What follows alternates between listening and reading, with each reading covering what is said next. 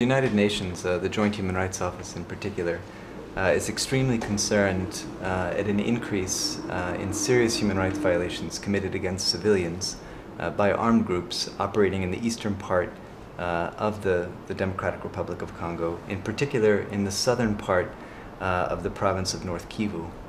We've seen a spate of killings, burning of villages, attacks against civilians since the beginning of April. And the victims of these attacks have been primarily women and children. Our teams have documented serious human rights violations through attacks in at least 45 villages, very likely more. Some of these villages have been burned in their entirety.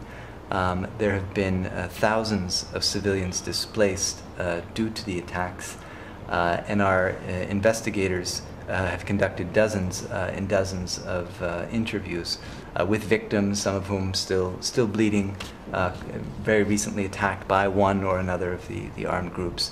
Since the beginning of April, there have been a number of desertions, defections from the Congolese army, and the creation of an armed movement, a new one called the M23 in eastern Congo.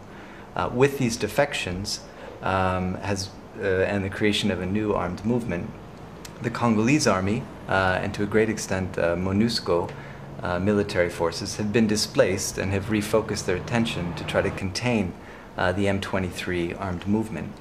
This has left a security vacuum in many parts of eastern Congo. And what we're seeing in many of these provinces and remote areas are armed groups taking advantage of a security vacuum to expand their territory, seeking basically access to mines, to other economic resources, and in doing so, they're carrying out grave human rights violations, attacking civilians.